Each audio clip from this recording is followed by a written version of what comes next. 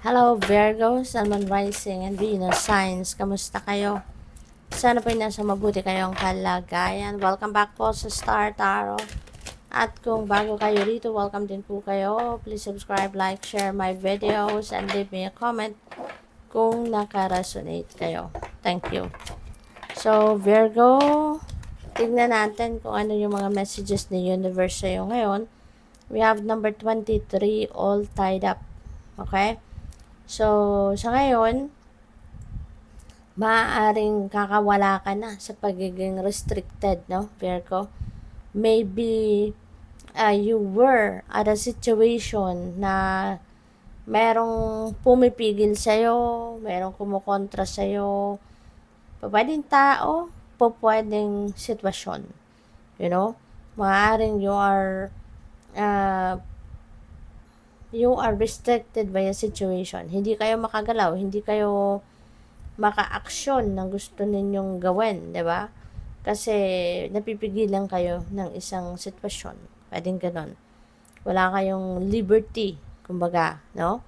Pwedeng ganon. So, but this is number 5, no? 23 becomes 5. 2 plus 3 is 5. So, this is change, no? Nagdiliwanag ang aura, maliwanag na yung aura ninyo. There is butterfly. Butterfly represents change. So, talagang magbabago na itong sitwasyon ninyo.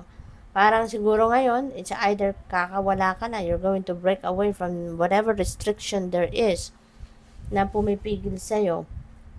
Or, maaaring magkakaroon ka ng mga adjustments para kahit papaano, you will be free pa rin, no? To do whatever it is that you want to do. Diba? Mag-a-adjust ka siguro. Aayusin mo ang sitwasyon ninyo, no? Para kahit papaano magkaroon pa rin kayo ng oras para sa sarili ninyo, magawa ninyo yung gusto ninyo. You know? Parang ganun. So, what else? We have number 38, 4th chakra, Archangel Raphael.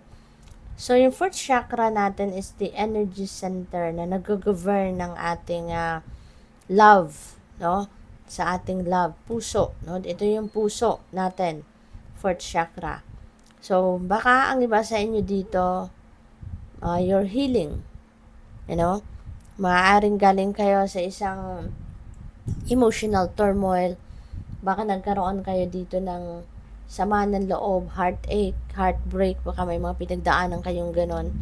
And gayon, with the help of Archangel Raphael, baka kayo ay magagamot na yung sama ng loob mo, yung heartbreak na yan, yung heartache na yan, will be healed. Pwedeng ganon, no? Or baka, sakit sa puso, no? Yung literal na sakit sa puso, Virgo. Baka ang iba sa inyo dumaan yun ang narinig ko. Dumaan siguro ang iba sa inyo dito sa procedure. You know? Baka ang iba sa inyo na bypass. Yung ganun ba? Pero you are healing na. No? Maaaring kayo ay nasa healing stage na. Kayo nagpapagaling na. You know? So, mag-iingat po kayo kung mayroong ganong sitwasyon dito ang iba sa inyo. You know? So, yun. Yung parang magiging masaya na kayong muli. No? Yun ang napipick up ko dito. No, magiging masaya na kayo kasi nabalot na kayo or mababalot na kayo ng healing powers, ng healing energy ni Archangel Raphael. Kung ano man ang pinagdaanan ninyo, whether it is medically na pagpapagamot or yan ay emotionally na paghilom ng mga sugat sa puso ninyo, regardless kung alin dyan, your situation is improving. Kasi tutulungan kayo ni Archangel Raphael, no?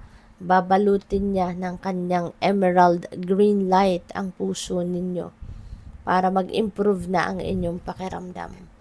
We have financial constraints. Ang iba sa inyo dito, Virgo, maybe is experiencing financial hiccups, financial hardship. Baka nagkukulang kayo ngayon sa budget, nagkukulang sa pera. Baka meron ditong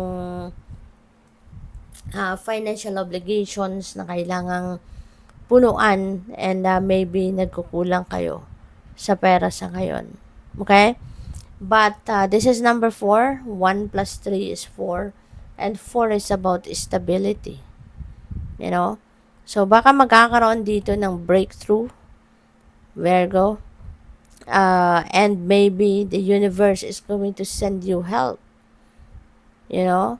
Para magkaroon kayo ng pera, magkaroon kayo ng pagkakataon na ma-solve ang financial constraints na to at makapagsimula kayo na mag-establish ng inyong finances.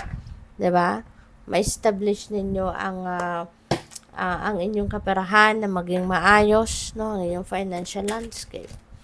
So, anything is possible, 'di ba? Wag mo lang i-entertainin ng negativity, no? Bagkus, kahit may mga financial constraints man kayong pinagdadaanan, wag ninyong isipin yan, no? Na kulang kayo sa pera. Isipin ninyo kung paano kayo makakakuha ng pera. Kung ano magiging diskarte ninyo, 'di ba? Para magkaroon kayo ng oportunidad para magkaroon ng pera. Okay? So, tingnan natin kung ano mga mensahe ninyo, Virgo. Maraming salamat for subscribing to my channel. And if you haven't subscribed yet, subscribe na po kayo.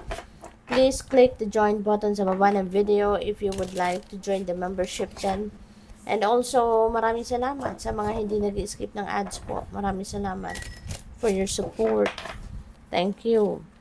So, what else? We have trust in divine purpose. This experience has divine meaning. Healing will come. Healing talaga. You know, mag-heal na ang inyong mga sitwasyon. Know that you are on a path of growth. Okay? So, parang Virgo, maybe you are a healer talaga. You know, baka you are a spiritual guide, spiritual mentor. Baka kayo ay nasa medical field, no? Nurse, doctor, mga ganon. Baka kayo ay isang allied health professional din na tumutulong din kayo, nag-a-assist kayo, 'di ba? Sa paggagamot, no, ng mga doktor. So, depende yan sa inyong sitwasyon. But yeah, parang meron kayong powers din to help other people alleviate their pain. Put your creative energy into action. Archangel Gabriel joins me to spark your creativity, help you communicate vision, and motivate you to create something beautiful. Ayan. So, Archangel Gabriel and Archangel Michael, no, magtutulungan ang dalawang yan para tulungan ka, no, na mag-create ka ng something beautiful using your creative prowess. You know, yung mga artistry ninyo. Baka ito na yung maiisip ninyo, 'di ba? Na pwede ninyong pagkakitaan, no? Pwede ninyong pagkaperahan, kumbaga, no? So, good luck sa iyo dyan. We have changes coming. Napakagandang pagbabago ito. Kaganda, very, very optimistic, no? Yung vibe, napakaganda ng vibe na pinapakita ng card na to. Change is coming. Sabi dito, I am here to guide you through this exciting transformation. This is a time of joyous opportunities. Ayan.